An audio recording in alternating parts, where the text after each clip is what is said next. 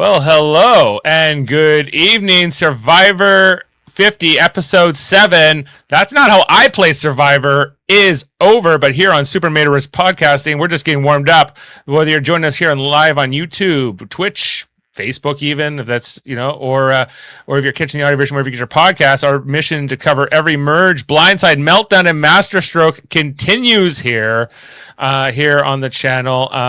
Trust has been shattered. Tempers have flared. We have a big 14-person tribal council in this episode, and we're here to break it all down with a top-tier panel. I'm Dave Mater. And we got schoolyard pick, politics, and a whole bunch of things to talk about here. Of course, with us, our resident pro wrestling aficionado, always ready to call out the heel turns, the babyface plays, and the tribal theatrics to feel straight out of the squared circle. Episode 7, full of big characters and even bigger swings. He's breaking down the booking. Jason R. Phillips, everyone. Hello, it's me. I thought this episode would be called something about haikus, but it wasn't. Jaemeel, you're pointing at Dave. Are you backwards? It seems so. When I see it, it shows I'm pointing at you. Oh, okay, cool. So it's weird. And of course, also joining us, Funko Stacked, Opinions Primed. He's the pop culture tactician who can smell a misleading edit from a mile away. If someone's playing too cute with their emotions or the idols, he's calling it out. Jaemeel Robinson. Bonesaw's ready. Bonesaw. Ready. Ooh. Yes, of course. Spoilers for episode 7 of Survivor 50, which aired here on this April the 8th, 2026. We are more than halfway, I guess, into this season now. Jason, it's been 2 weeks since we've caught up with you. And then Jaemeel, I don't know if I spoke with you last. No, you were there, but you had to leave early. That's right. And it's all coming back to me now. It was the blood moon. What do you like? We came off a blood moon, everyone. There was 3 evictions. We're well into the jury. Last time, 2 Canadians. 2 Canadians. Camilla and Genevieve are both Canadian. Well, Camilla's the next Pat, but we won't. Get into that right now. Where does she live? She lives in Ontario, I'm pretty sure, right? She's Camilla? Canadian. Yeah. No, she lives in the States. Oh, are you sure? I thought She's from Ontario and she lives in San LA Francisco. or California. Yeah. Okay. Yeah, you're right. Yes, You're but right. Genevieve lives in Winnipeg, so we claim her a little closer, I say. Yeah. Where does Mike Myers live? That's States. a good point. He lives in probably California as well. I'm just saying. Hey, the diaspora. Like we still claim them, but it's a whole thing. To answer your question, well, my fantasy team is on life support for the fantasy game I'm playing with people. We get a pick at merge, so I took Ozzy against my better judgment. The last episode was probably the best episode of Survivor ever, even though the giant inflated Cheeto came on screen halfway through and talked about nothing for 25 minutes. You mean last week in the blood moon in all that chaos? It Yes, was the blood moon that rose in the middle of it. And then the whole night I'm going, is this gonna like preempt it in a way that it's gonna like be shorter? Nope. And then on top of that, nobody warned me it was also a double like a long episode. So if I would not have been able to do last week, I was so you had opted out before any of this had happened, but yes. And then I was still up until like 11 o'clock. And it wasn't great. It was a rough one. I didn't get all the clips I normally like. At least I'd like to get like the the final remarks and the preview for the next episode. I couldn't even be bothered to do that. It was such a late one. Like Foster was with us last week. He's taking tonight off. But it was very hard on him. But he was a trooper, and he was there till the end. So and Jaemeel was there very much till near the end. Until I had to. We're going to Halifax on Friday night, so I was like, fuck. I probably shouldn't be doing this show either, but then I realized I won't be here next week, and I can't miss 4 weeks in a row. So we appreciate that. Jeff. Yeah. I talked to Jeff last night. We may get him sometime soon. It's seeming like it could be a possibility. That's been a running joke for 3 seasons. The whole time I've been here, I think I've seen him 3 times. He's he's at least watched 3 episodes of this season. He's not quite caught up, but he's not fully out of it, so he needs to catch up and then get back in here. and we'll Okay. the Well, curling season's coming to a close. before we start, typically, if anyone watches or watched our Big Brother coverage, I typically were the one that has the ear to the streets, the ear to the online communities, as it were. And this season is so weird because it seems that there's more people who are more vocal about Survivor this season, and ranges from hardcores to even semi-casual folks who seem to have watched in the past and have come back, and just to see their remarks about how they feel the season is going and how specific individuals are are positioned. It's so weird. Like, first you have the everyone is too clean. Why aren't people more dirty? This seems fake, as the first kind of statement that you hear a lot of, right? Um, and Who's saying these things? people online, the people, Dave, The people are talking. Okay, and yes, they're the people are saying, talking. and the people are complaining about the season. Yeah, saying that the survivors are too clean, are way too clean, Oh, right? nah, man. So they complain of the Well, fake eyelashes, and people seemingly have clean clothes, but like I I'm confused in terms of with that, because these aren't people who, like, only a couple of people, like only Rizzo and really Savannah would not have really thought out what they're gonna wear having a Survivor season under their belt. So everyone's gonna be coming in with, if I wear this, it's just gonna I'm not gonna wear a white shirt, right? Because it is going to be muddy. Devins looks dirty. He looks like a dirty businessman who from like Devins Lost. looks dirty. You know, Aubrey, if you look at Aubrey. the edges of Aubrey stuff, it looks dirty. People Christian wash their did poop his clothes. pants, and those pants. Christian. I was looking for tonight. I'm like, do those pants look pooped in? I said no to myself. I was like, But poop they're check. also washing their clothes. They're Those pants were. I think he was. I bet wouldn't be surprised if production was like, in this case, we're going to allow a launder. Are you allowed to have these okay. pants washed? We'll give you some spare pants. Next thing, people are complaining is like we're not seeing them build their shelter, a lot of shelter life, and to that is we haven't been seeing that outside of the first episode for Yeah, years for now, years. right? Right? Because the focus is on the gameplay, not necessarily them building the shelter. It's not It's not a survival Australia. show, and I'm not super happy about that because it used to be more of a focus here, surviving the elements. Now it's like, well, it's uncomfortable on a beach, basically. But this isn't the It's season to see it, though, because no. majority of these people, they know how to build a shelter, and if they don't know how to build a shelter, they've gotten themselves prepared I was for the thinking about elements. I was thinking about that exactly that tonight. I was like, all of these people have played multiple times. The last thing they're concerned with is things they already know how to do, and the production's not going to focus on that. To these people, they're camping basically. To most of them, they're just going Yeah. camping on hard mode for the most Yeah, part. it's kind of, yeah. So we've dismissed that complaint, Jaemeel. So is there any more on the laundered list of internet else you got? crackpots? Yes, and that is, people like Suri do not deserve to win because they haven't done anything. And you can put Suri in for that type of. You can replace her with any type of that type of archetype. Rizzo hasn't done anything, so he doesn't deserve to win. Or Aubrey hasn't done anything, so she What if doesn't they've deserve all to win. not done anything? Do they all not Yeah. deserve to win simultaneously? Like, how does Well, this work? the only people that have done anything that I've consistently seen in terms of the names that people want to win are Joe, Jonathan, and Ozzy. And I'm like, wait, Okay, so these are what? like the three most athletically, like, or So, but naturally athletic also guys. But Joe hasn't done shit. He can barely string together a sentence this season.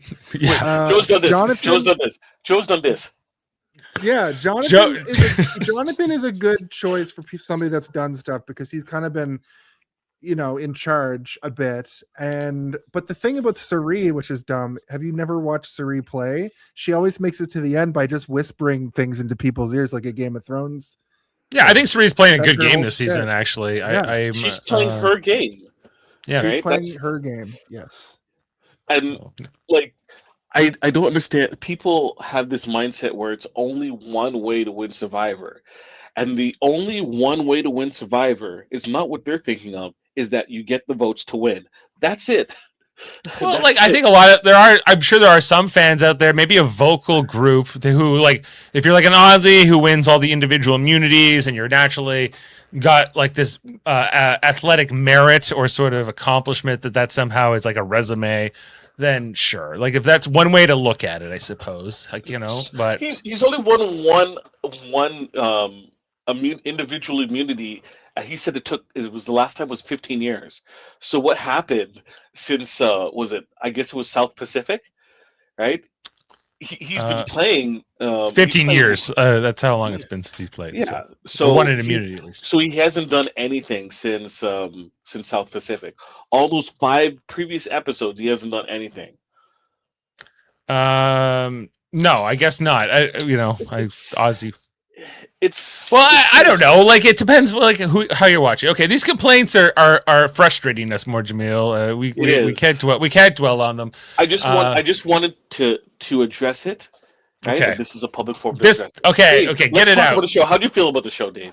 I think the show's good. I think the show's mostly good. Like I for the most part, I think that I'm mostly trying to follow the dynamics of these alliances, and I think that's the part is more. If I have a complaint, it's probably that, because 14 people here. I like that we get this massive tribal council, but on the other hand, it was kind of like a boring sort of outcome.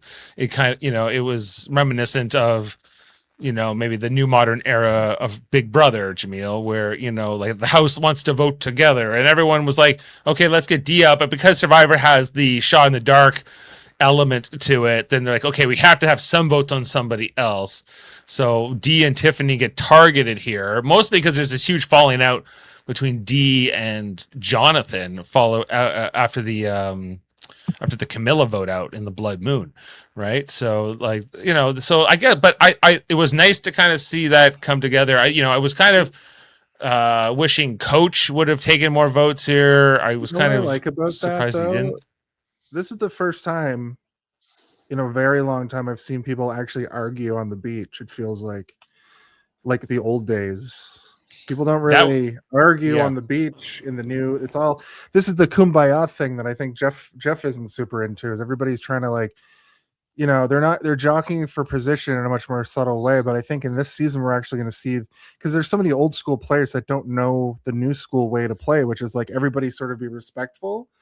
I think that Coach is going to just make everybody into a complete asshole, for a lack of a better term, because he's just the most rotten disaster person I think I've ever seen play the game, and especially this season. He's the Tide Walker for the whole season, and this whole time he's like, Dragon Slayer's back. It's all about honor. It's all about sticking to your guns, and it's all about bringing the war to me. I'm going to be the best general. And then the second he loses his little game, he throws a tantrum, throws the piece, and then starts sitting in a hammock doing haikus like an insane person. It's just it's wild to see this guy. The most D was right about him. Like, he's the most hypocritical loser ever. But there's a reason. Like the thought process is, and this has come up a lot in Survivor interviews. Coach was not going to be going out tonight because a lot of players are afraid or respect the idea of the mayor survivor, which is the first person that gets voted out, who sets the tone of what the jury thought process is. Okay. And the way that Coach was talking, right? That's detrimental to a lot of players' game, saying that if you lie, you're not winning the game. It's like, excuse me, Cerie's not gonna outlast Ozzy in a endurance challenge, right? She's gonna have to outwit him to be able to get to the end. So you're now taking a vital piece of a many people's kit out of the equation if you're going to be promoting that. Does that seem like a path for Emily? For Rizzo? Well, Rizzo's not winning individual immunity. Right? I thought it would be funny to have Coach talk that big game and have to sit on the jury for the rest of the season. But you're right. He would poison Everybody that came in, the first thing he would say to them is what you're talking about. He would just poison the well. Dee's a newer player. She's probably never sat on the jury for that long. She's a past winner. She's never been there at all. Oh, she's only the one time she played, she won. So she's never actually been there before. So that's actually a really good point, Jaemeel. I respect. You're voted onto my team for that. Schoolyard pick. I schoolyard pick you.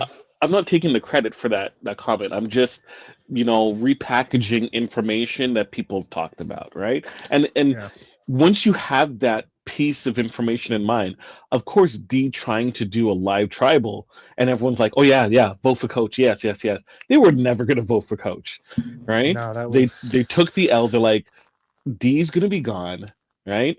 The thing moving forward is who's going to scoop up Tiffany, because a whole bunch of people voted for her, right?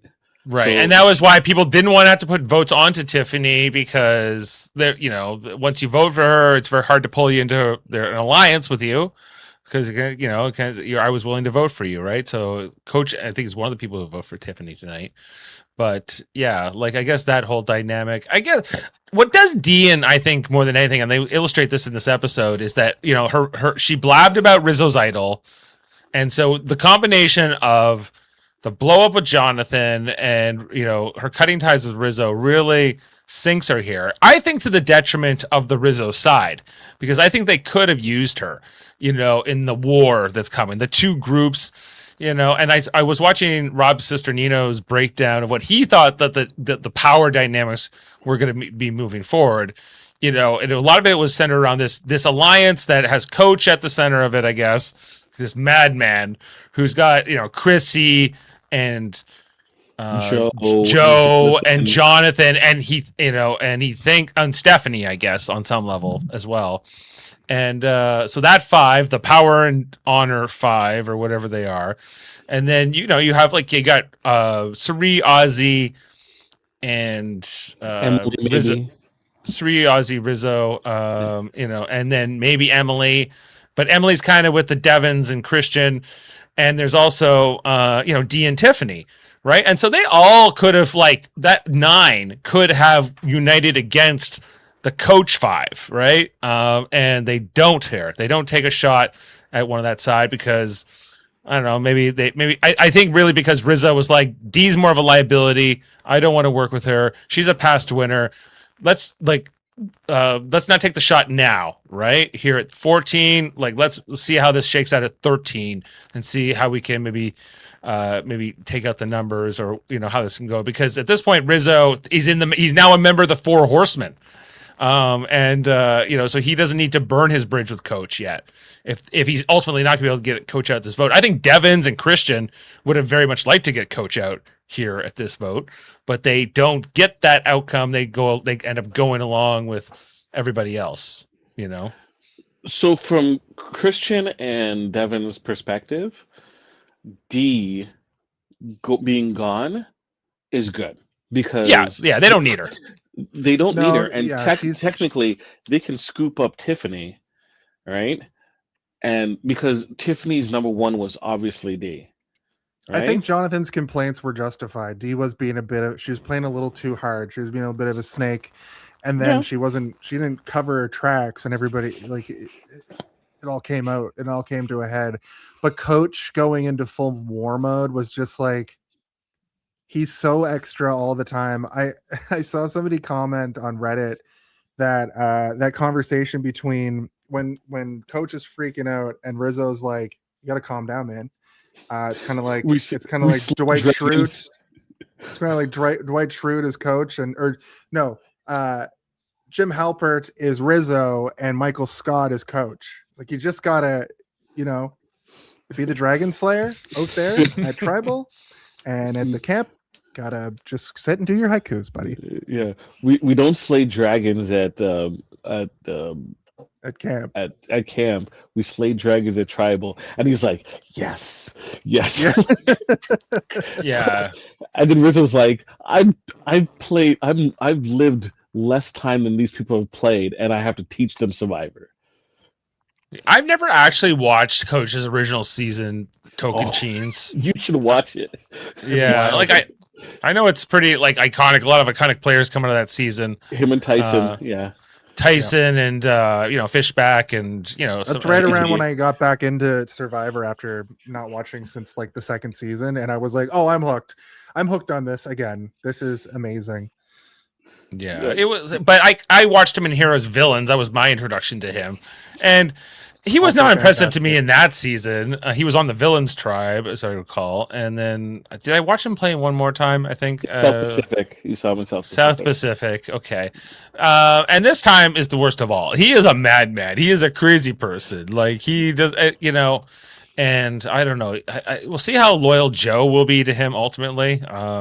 I guess What's Joe. it like around camp? Like the stuff we don't see. Like I just want to know what it's like to. I don't want to know personally. I'd like to see through a camera what it's like just to have Coach always there. Is everybody just on edge all the time? When he cuts Yeah, to that the would be same fun. scene? That's like what Big Brother gives you is like the live feeds, and you really get that insight into how these people get along all day. It's not all the confessionals and all this. Like that only gives you so much of an insight into what the dynamics are, right? And when people are just living together, especially when they're miserable, being rained on, there's bugs, there's whatever all the time. But imagine Coach is like a hoot in the sense that, like, sure, you have those moments where you're like, what the hell is wrong with this man? But at the same time, you can probably, and like, I bet you Emily does that all the time. Just people watches Coach and sees him scurrying around and doing Tai Chi and talking to himself and just laughing her butt off. I That was one bet of you my that's favorite what. parts of this episode was Emily people watching him just act like a lunatic. Because Emily's great. Emily's almost like the audience self-insert in this season because she's like, I don't know how I got back out here. I barely played the first game well, and she's out here and she's just blabbing constantly about everybody's secrets and their idols, and she can't keep a secret to save her life. And it's great. She's just the worst player ever, but she's also very likable and very relatable, I think. She kind of is like the worst. I would not want to be an ally of Emily because she No. would burn you so hard. Very Just like without. accidentally. She's Action. not doing it on purpose. She's just like she just Yeah, has like she has no filter and she just like blabs. She just like yeah. needs to say what she's thinking. You're seeing Chaos Emily, like Chaos Cass, but it's Emily. Yeah. Chaos Cass could be there. Yeah. Okay, where do we want to go from here? With this particular. Okay, Dave, if I may. How did you feel about everyone returning to the same camp that night? I liked it. Remember last week I said that's what I wanted and I got it. I just wish, so no, that was better because I was like, oh, it's gonna look better in the daylight. They're gonna reunite them, but I thought it took away from the authenticity of the merge, and that's what we didn't get. So I got what I wanted. So no complaints. I was up kind of farting around in the kitchen. Did the people in exile come back the next morning, or did they come back at the same time too? They came back in the morning. Morning. Okay, that's what I thought. Right, but yeah, having everybody else come back together and just discuss what just went down was nice. I love when an episode of Survivor starts off like with everybody like, holy shit, and then people start arguing. It's great. Yeah. Like when Ozzy freaked out a couple weeks ago when they got back. He had a little meltdown. Yeah. Which I understand why he did not side with the D. Interesting wrinkle. Dave. No, you know what, Dave? I've already gone to you a couple of times. I'm going to go to you, Jason. Jason, how do you feel about the idol plays this season? Do you wish there were more? I wish this Billie Eilish boomerang thing was more prevalent, but the idol has just been kind of falls to the wayside and has fallen to the wayside for a long time. It was nice to see Aubrey actually play it the way it's supposed to be played. Like if you have it and everybody knows you have it, it's the scarlet letter. So just expunge it. But when she didn't play it last week, they made a good point that her being like, "Oh, I forgot I had it," is a very dumb And she thing recognized how dumb it was. That's true. Who still even has Rizzo and Ozzy. And they're not boomeranged yet though, right? they both would go back to Genevieve, and Genevieve isn't there. So they would Okay. just boomerang into nothingness. They would yes. boomerang back into the woods to turn into the next, probably if I had to guess, there's going to be, when those are gone, one will go back into the woods as the one that they Merge-idle. usually do. Yeah, Yeah. Merge-idle. So Yeah. here's the thing, and I don't know if people recognized it, but I didn't even recognize it. The Billy Eilish Idols, you cannot play for anyone else except for yourself. Right. It can only be played for yourself, right? So that kind of limits its power in that respect, right? So I found it Right. interesting. I'm like, what? Man, I wish Aubrey was able to play it for D, right? And then I thought Imagine about she it. I'm like, played for no, T. she couldn't. I know. Even if but she wanted to, but imagine would if she had to have, and yeah, Well, Tiffany there's would have that gone element home. too. Yeah. Tiffany would have gone home. And Aubrey seems to be in, good relations with Coach as of right now. Yeah, like I'm a little unsure about where Aubrey's place in this game is moving forward. Like who is her ally? Like Tiffany. she isn't Tiffany, okay, and that's it. I don't know. Well, She vanquished her Terms with one. Coach. She vanquished her one arch rival, and since Genevieve went home, she's kind of just like, I don't know what's next. I'm gonna join the Four Horsemen as the sixth horseman. No, notice that there's no why wasn't Chrissy a part of the Horsemen? Why Right? was it- Yeah. Because at the end of the day, we know Coach, and Coach is all about a specific type of ending, and does not include either Chrissy or Aubrey winning. Now, Yeah, I wonder why. Because maybe you're a bit of a misogynist. So he's actually Will Ferrell's character from The Office. we've been saying that Jeff and I at least, we've been saying that Coach is the Ed Baldwin from For All Mankind on Apple TV of Survivor. My wife would understand that reference. I do not get it. Yeah, well, ask her if she agrees if you have a chance. Jason, For All Mankind, you can watch the reviews every Monday on Live Long and Podcast. That's true. Hell yeah. Yeah, Oh, yeah. even into the new season, which we're covering now, which Adam Woodward loves. But anyway, well, that's a different podcast. Jaemeel, were you asking me a question before I dropped off? Well, I redirected the question to Jason because I did realize you were kind of frozen, and I wasn't going to call attention to it. Oh, was I on screen for after my thing crashed? Okay. Yeah, you were kind of frozen. So. I just lost the whole browser suddenly. But what are you gonna do? Yeah, okay. The Four Horsemen I wanted to bring up that what happens in this episode. Coach making Rizzo part of it. Rizzo going, yeah, man, of course I'm down with it. I'm totally down with it. He's like, no, he's like, well, now that Colby's gone, you can be the new Horseman. He's like, oh, that sounds great. I would love to be the replacement to your dead ally in the game. That sounds great. So of course he's going along with it, but of course doesn't mean it. But I was hoping Rizzo would be like, I am death. I am that's which Horseman I am, Coach, and I'm coming for you. But so let's say that Rizzo is death. Who is pestilence? Who is famine? And who is war? So war is Jonathan. Would be Joe. Yeah, pestilence is Joe. Pestilence is Joe. Okay, so he's the disease. So Jonathan is war, or is Jonathan famine? I would say war, and Coach is famine. Coach thinks he's war, but he's definitely famine. He's a tall, lanky weirdo who just is exhausting to everybody. Holding his cross, his rosary all the time.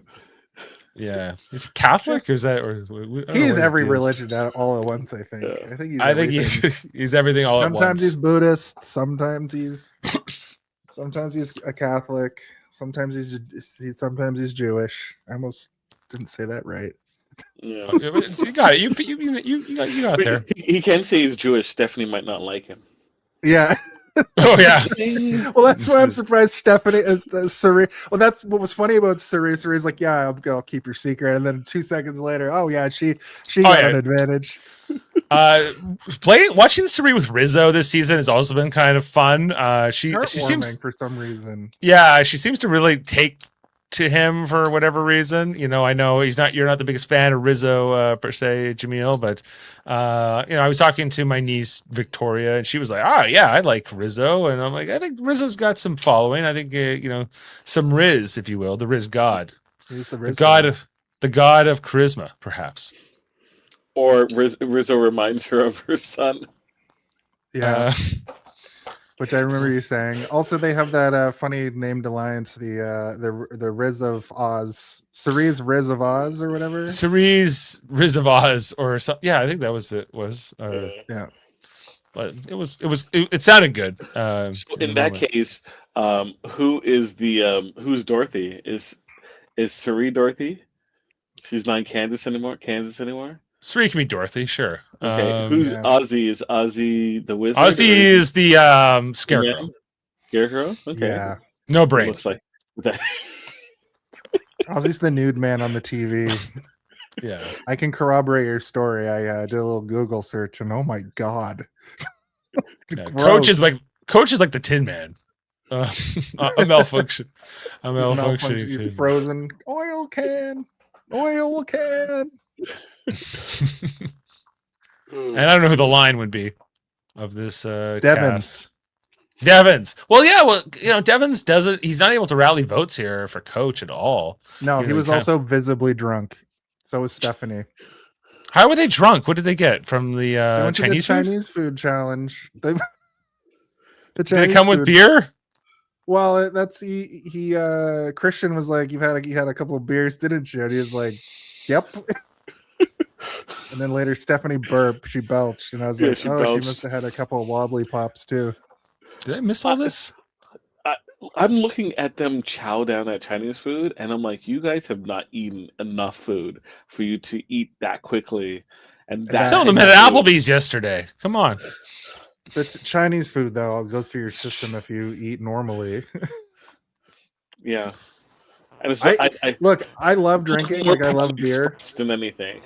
But if I was on Survivor, I wouldn't drink a lick of alcohol. The hangover from one beer after on an empty stomach for weeks.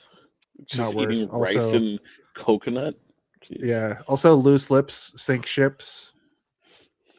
Yeah, I don't know. Like, I always wonder what I would be able to handle or not handle. I think at least the first challenge reward I'm going to, I'm eating probably until I feel like I don't want to anymore, I suppose. Yeah. And then we'll see how it goes. But I can't imagine it's going to go great. That's the other thing I've been wondering about this 14-person tribe. You got a lot of people all have to share this beach together when you all have to find places to go poop, and then, unless they do it all in the ocean. But, they're aqua dumping, obviously. They're all aqua dumping. Okay, but I guess that works. It's not like back in the original Survivor, they had to build a latrine and then wash things and whatever else. But there's probably a latrine. There's probably the latrine from all the people that played on that beach previously. Perhaps, because now that it's like a permanent fixture, a permanent beach, they probably have maybe some designated areas. They're just outhouses off camera. Yeah.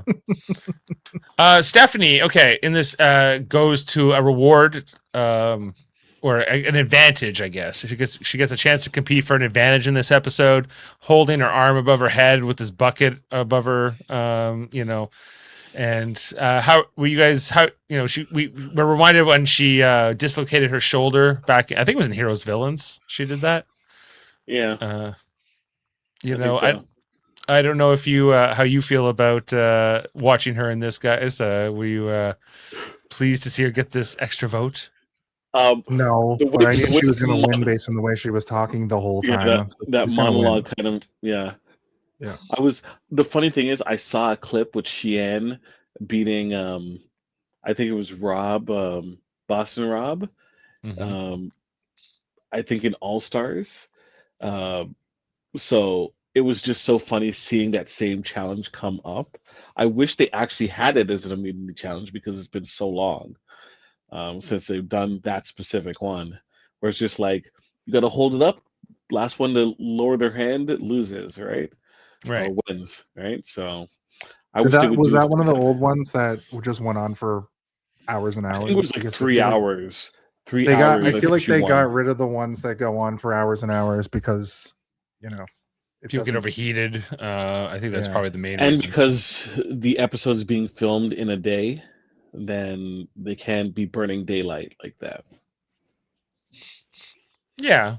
We got people are in the union here. Everyone, we got to break for The Teamsters lunch. are angry. We got to wrap up this challenge. Exactly. Yeah. So she gets an extra vote. Was that what she got? No, Or steal a vote. Steal a vote. Steal a vote. Right. Which she tells. Well, Sari just figures out she's lying, and then and then like did she actually tell anyone? Or no, Sari just tells Rizzo, and I don't know. Immediately. Yeah. So we'll see what happens here with Stephanie, but I don't know. Like, is she gonna win this game? I don't think so. I don't think so. Producers clearly want her to. Producers like her. I think Jeff likes her. Sorry. Yeah. Yeah. I just feel like in terms of win capital, she hasn't been presented as a winner. Yeah, I wouldn't say she's getting any kind of winner's edit. It's more like they have a nostalgia for Stephanie here. Yeah. That's how I feel the edit's going. And folks, there's a difference between being highlighted because you are an interesting character versus building a case for why you should win. Christian has had a case built for why he should win. Not really Devins. Devins has been more of a comedic ally, right? Coach has been presented as a person of note who has a storyline that seems to be coming close to its conclusion. I feel, right? I agree. I thought he was gone tonight. Yeah, I think it's probably next episode for Coach is my prediction. I didn't think he was going to get away with all the nonsense on the beach, but I think that people were too afraid to break that 7-4 split thing that they did. Yeah, Jonathan has been presented as someone to win. Joe, he's window dressing. Right? People like Joe, but I don't see. Yeah, I can't see Joe winning. I think for me, it's like Aubrey's right up there in terms of her story. I can because I think she's got a compelling story if she gets to the end, and she could easily win. And I agree, Jonathan might have a case now. He's kind of doing things, and past that, I think if Dee had been able to pull off the live tribal thing that she was trying to do, and everybody was like, Coach is talking too much shit, I think that Dee could have turned her game around with that move, but I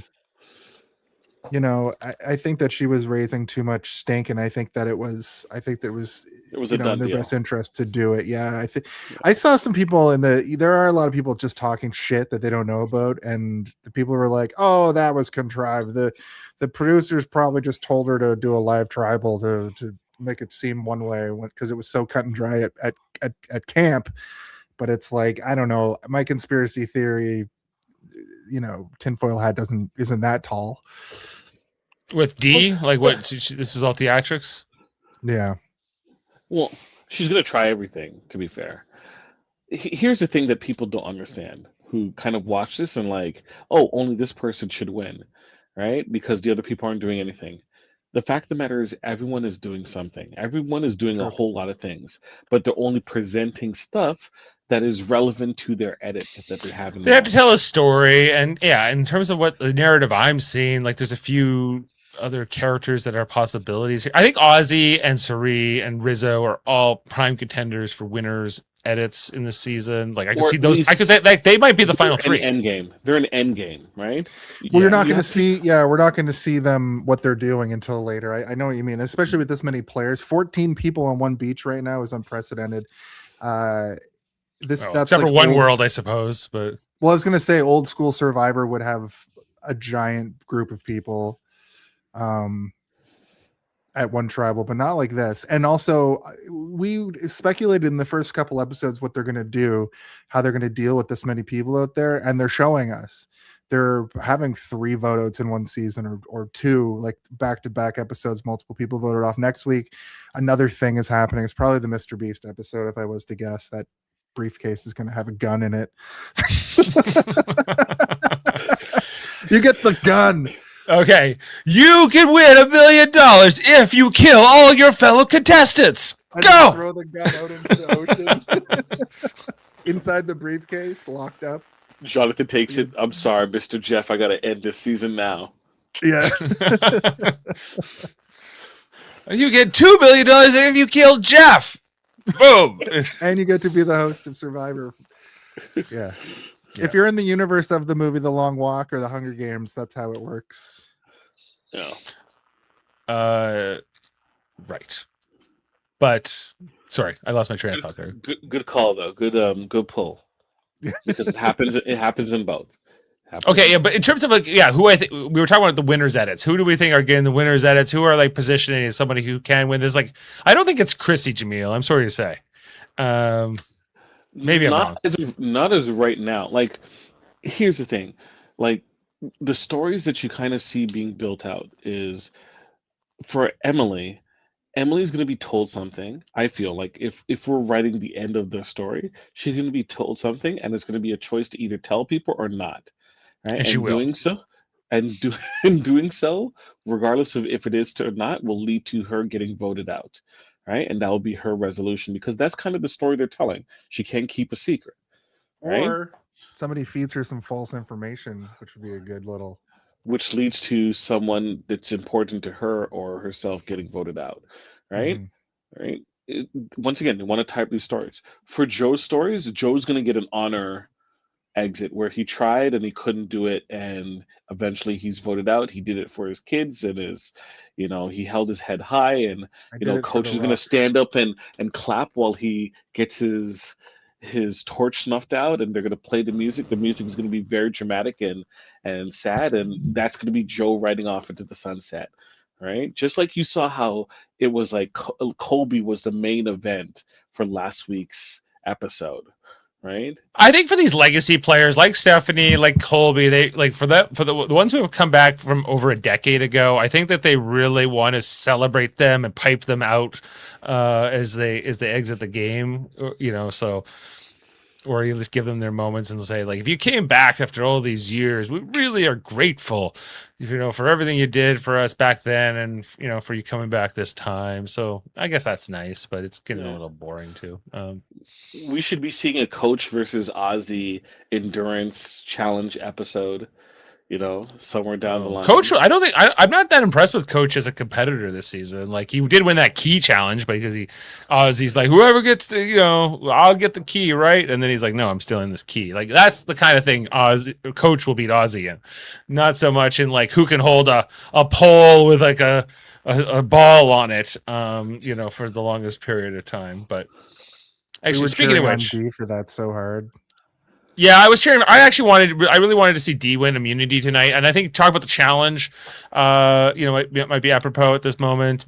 Because we don't have Foster here to check in with his breakdowns of the challenges, but I thought this one was okay. They got to push a big ball over a bunch of obstacles to get to a puzzle.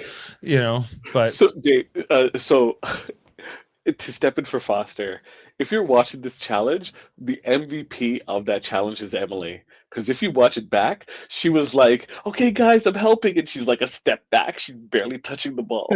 She was more of a director, really. Right. But I did also like the fact that they had both Christian and Emily go up the ball first, right? So that they can have eyes on the puzzle while everyone else is coming up. And I think that really helped them get a good start. Yeah, my complaint from this challenge isn't even really the challenge itself. It's an editing complaint that they did the schoolyard pick and they give us the result and they tell us who the captains are, but we don't really get to see that drama. I would, cut down the edit on this challenge. I get it. Basically, they're going to push a ball and then they're going to get to a puzzle and it's going to be close. That's what it is every friggin' time. We've talked about that a lot. One thing I did appreciate, though, it was finally like two pretty like even teams for once, not just like it was when they were pushing the boat out of the water a few episodes ago, where it was just like completely mismatched teams. The ending was extremely close, and which I appreciated, but I just think Coach throwing that piece. Why didn't Jeff say like, hey man, Like, it's unnecessary. That seems Somebody very painted that. honorable.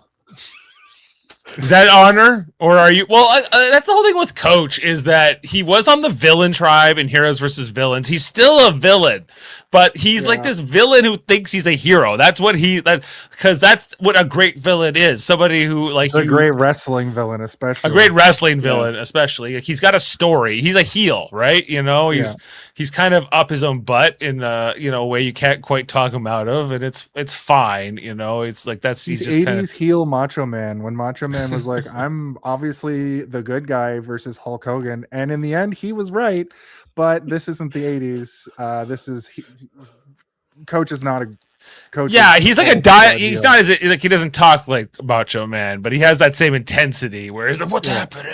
I don't know. I might like, it's just like this paranoia and this madness and this Space is the place. Space is the place. Space is the place. I'm a slam poet and whatever else he's got going on. Because the cream always rises to the top. Yeah, right. Yeah, it's very much that kind of madness. But yeah, anyway, like the other thing with this challenge too that Jane was especially picking up when we were watching it was the sound effects because they seem. Oh, to be, I was going to mention that too. They Foleyed the shit out of that ball. It sounded like the ball from Indiana Jones. Yeah, it was like every time that ball went over somebody, it was like boom, And I was like, is there a microphone inside of the ball? No, they added those in because somebody cracks their neck at one. Somebody goes like this at one point, and they added a to the neck sound. Yeah, and it was just like this is a very intense challenge. I guess they're trying to make them more exciting or something. And when they did the flashback to Stephanie's arm cracking, it was really tough to watch. The sound was outrageous. Please, when next episode when Coach is doing Tai Chi, in the rock circle, let him.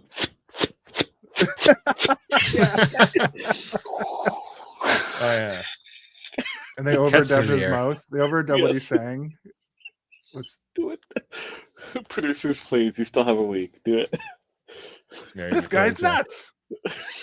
Yeah, so the part one was just push the ball through with these crazy sound effects, and it was the team that Christian picked because Christian was one of the captains, and I think that Jonathan was one of the captains, and Jonathan definitely did pick D to be on his team, and that's the team that ended up winning, the Christian team, and then so those 7 go on to compete in the put a ball on the edge of it, which we mentioned. I think we were. Well, at least Jason and I were cheering for D. Were you cheering for D as well, Jaemeel? I just didn't want Stephanie to win. I know she wouldn't win.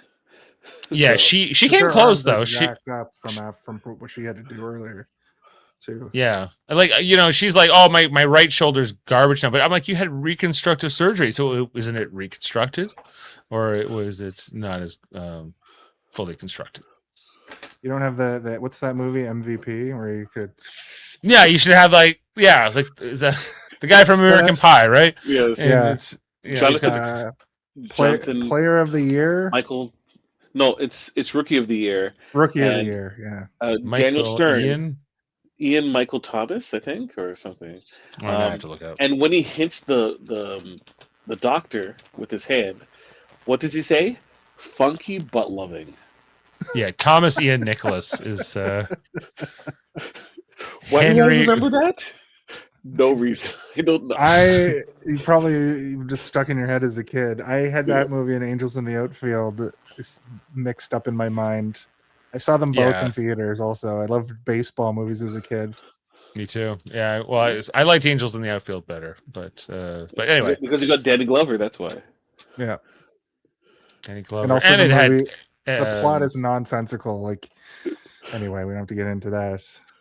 That's another podcast. But might be this podcast right here one day. Anyway, well, I guess the other thing to talk about in this immunity challenge was, it ultimately ends up with Ozzy winning. So I was kind of happy that, they stuck to this 14-person tribal. They basically they had this this tournament to get down to 7 people to have an immunity challenge, like an endurance immunity challenge. And I think the result of it was good in terms of mechanics. They didn't try to go to 2 tribals here and have 2 people win immunity. 1 person won immunity. Done. And I like the simplicity of it. Even if it's not maybe as twisty as maybe the producers would have liked. But like Ozzy ends up winning here. Ozzy hadn't won an immunity challenge since 15 years ago, I guess, last time he played in South Pacific, I believe. in South Pacific. But he's he's got only one now left. behind Boston Rob. And still plenty of time to go ahead of Boston Rob. Are we hoping he breaks the record? Is this kind of like with Ovechkin chasing the Gretzky record? I think it is because Ozzy represents that about Survivor. When he played his first, I think he got most of his wins in his like first time he played, probably. Because I remember that was before they got people out immediately who were like winning challenges. You didn't have a target on your back for that kind of thing back then. You're like, oh, this person's winning for us, keep them in. Oh yeah, especially in the old days, and in the right. earlier stage of the game. He's played 5 times. He was one challenge away from getting to the final. I think for fire making, or no, this before fire making, he would have been in the final 3, in South Pacific, and he got voted out, I think. He was runner up in Cook Islands in his original season. Yeah, Cook Islands, right? And then there was one season where he got voted out like really, really early. Yeah. There's that too. But I'm just trying to figure out how many times Boston Rob played compared to Ozzy, and it seems like 4, 3, 4, 5, 6 times Boston Rob played. Jeez. And Ozzy, he was the special thing on one season too. So for Island of the Idols. You go talk to him or Sandra and get clues. And this is Ozzy's 5th time playing. Yeah. So in Island of the Idols, because this came up in interview with Boston Rob, little brief segue. They actually came to him and asked him if he wanted to stay in like a kind of resort during that season, and he said no. And then they asked Sandra, like they told Sandra that they told Sandra that they're going to stay on the island and they had no choice, not knowing that they did have a choice, and Rob made the choice for them both. No. And he never told her that. Yeah. I bet she would have been like, yeah, I want to stay in a hotel. So in Island of the Idols, Boston Rob was not a player, so that doesn't count. So he played 4 times 40, as a player. He played in 40. Or 5. Sorry. He played in 40, right? Yeah, he played in 40, and then he also played in Redemption Island, Heroes Villains, and All Stars and Marquesas. Yeah.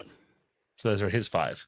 So when if Ozzy does break the record here, then he played 5 seasons. Boston Rob played 5 seasons. It's even Steven in terms of their chances to rack up immunity wins.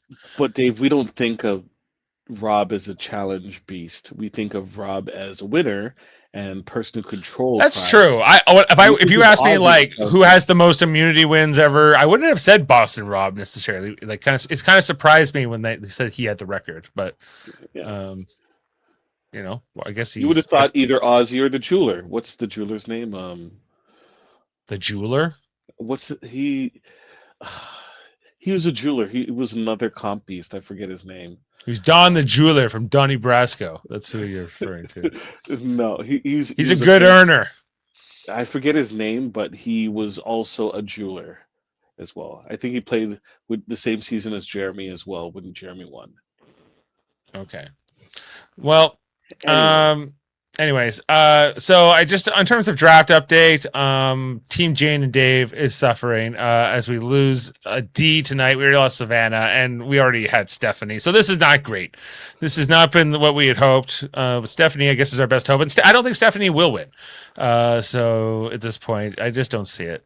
But anyway, we can kind of eulogize D here. Remember her from just her little exit interview. Just give me a second here to pull it up, and we can say goodbye to the last winner former winner that came into the season. Maybe she'll play on an all returning winner season yet again. Maybe I think she'll be 100. Yeah, I think they'll have D back just for the Zach Brown segments. They'll bring D back. Yeah. Okay. Let's have a I look. gave it my all. They got me. I think I definitely made a few mistakes. One of them was being a little bit too fiery with Jonathan. But right now, I just feel immense gratitude in my heart because I'm the mayor of the jury and I'm just really, really excited. I'm going to vote for the best person on 50 because I want this to be the greatest season ever. See? Will her being the mayor of the jury make the greatest season ever? It's a better start. I think It's a better start than if Coach had been the mayor of the jury. Yeah. Well, Yeah. Coach will be sitting right next to her very soon. So Probably. And I guess that might be as good of a moment as ever to look at the preview for next episode and talk about what we can look ahead to. Here it is. One more thing. I gotta give you a nickname. Oh wait, that's not it. There is only one Dragon Slayer, and there will never be another one. Next time on Survivor. We had a chance to take the heart of the Death Star. One side is going to be able to take power. They're snakes. Another twist. Double the consequences. Wow. I'm Joe. Okay. They're snakes.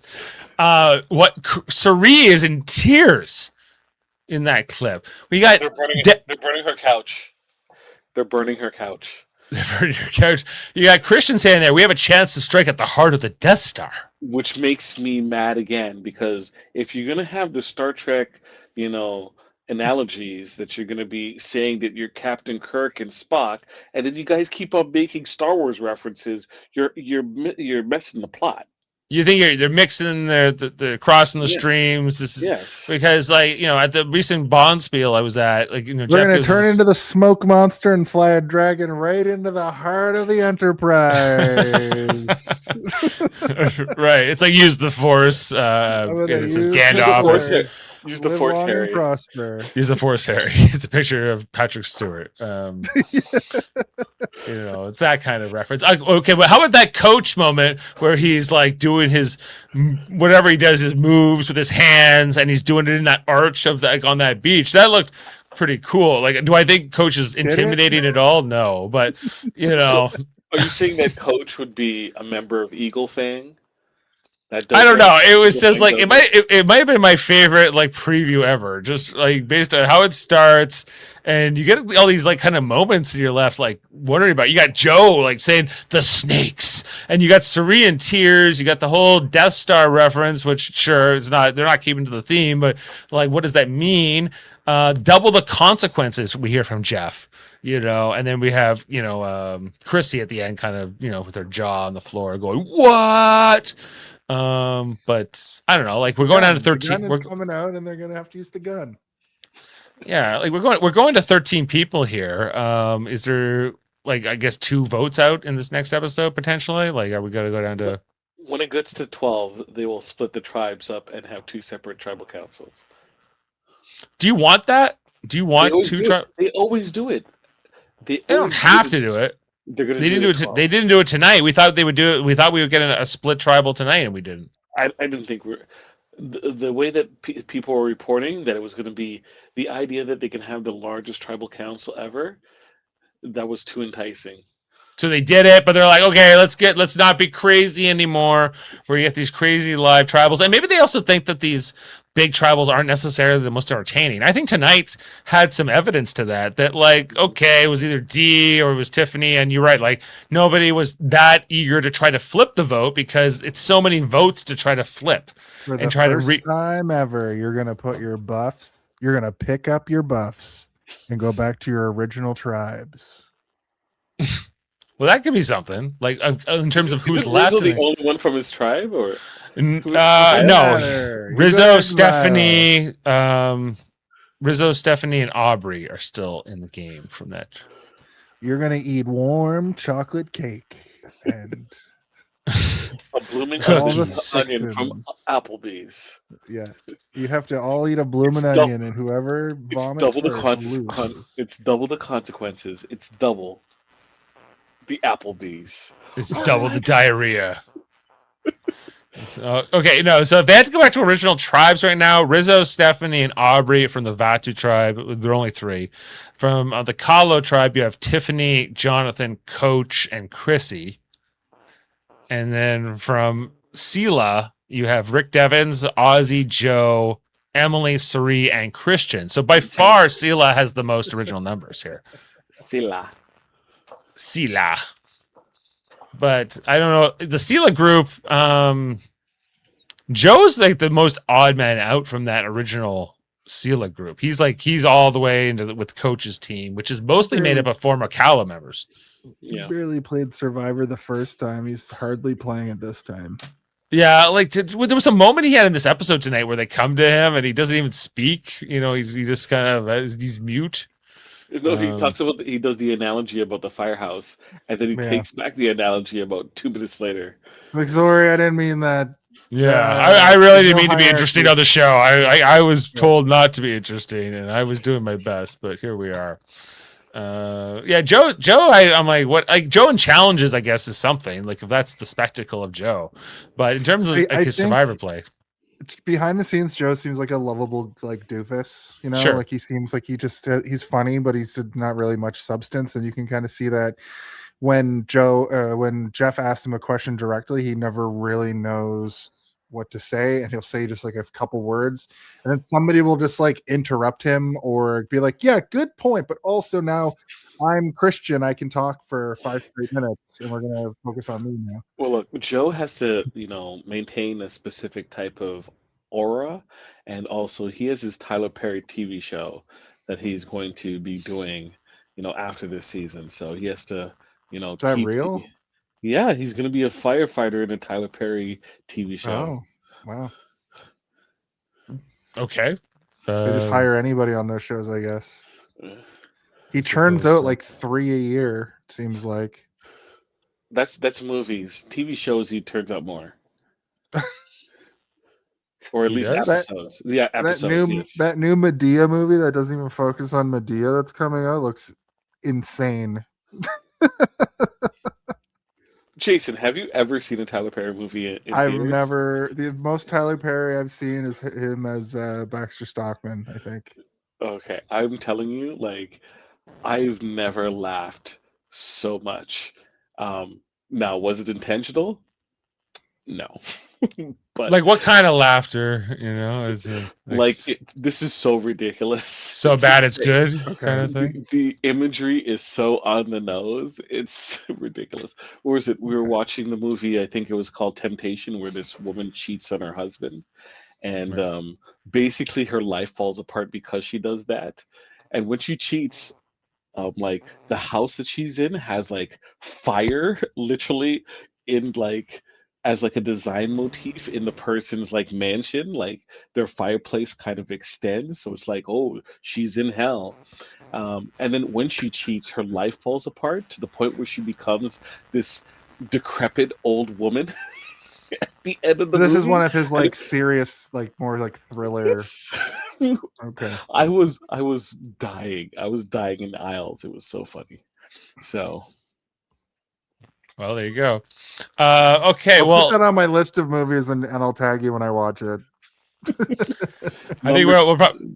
leave it to number 71. Yeah. I guess we'll sign off for tonight and close things out. So I'll be on with Jason tomorrow night on Hey, Did You See This One? Where you get all your great movie reviews with him and Steven. We're talking about Star Trek II, The Wrath of Khan. Anything else I should add to that, Jason? Well, it's my birthday month now, and we're doing the most random mishmash of movies because I was going to do, I think I mentioned this, but I was going to do just like animated films. So we're doing the Aqua Teen Hunger Force movie and Advent Children in a couple weeks. I'm taking a week off next week to go to Halifax. But yes, you are on for Wrath of Khan, and I'm having also my friend Graham on, I have people come into my like promotions, like my friends will be like, I want to do this movie, and eventually they'll say it so many times that I'm like, fine, we'll just do Speed 2, Michael Mongiardi, which happened. and it was a Cruise great control. episode. So we were control. gonna do the Cell with a friend of this show, a friend of the Star Trek element of the United Federation podcast, Jenny Johnson, but she had to back out, so I had to rejig the whole month. And I was like, you know what? Hey Steven, should I ask Dave to be on? And he'd be like, he said it would be weird if you didn't ask Dave to come do the Star Trek movie we're doing. So Dave, unfortunately you were an afterthought, and I apologize, but I would be remiss if you weren't to say you were the first person. Well, I'm always honored to join you. you both for the for an episode, especially for something like this, which I have a lot to say. So always do. So look forward to being on. Very quickly, 8 p.m. Every Thursday Eastern time, and then the show will go on demand over the weekend. So there you go. All right, I'll be on with you on Live Long and Podcast tomorrow. I will not be there, but we got Heather Narduzzi, who is going to be taking over to host our Star Trek Next Generation review of season 4, episode 2, Family, where Picard goes back to see his brother and his family, including his nephew Renee. So good episode. After he was assimilated by the Borg, they took all the Borg out, and he's recovering. He's drinking wine. He's being French. Check it out. And then also on our For All Mankind reviews every Monday, you can see us there checking out season 5, episode 3 with Home. This is Ed Baldwin. He is the coach of For All Mankind. So if you want a Survivor reference, there you go. Okay, well, that is it for tonight. Thanks for being with us, and we'll see you next time. And we'll leave you with this.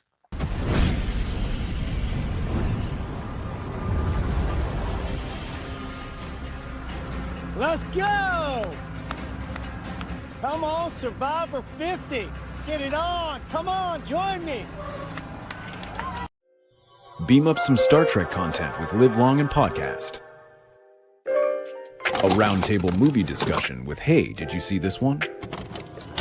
And take a peek into the darkness with Heard Noise, Must Investigate with Michael Chan. Watch us duke it out on trivial debates.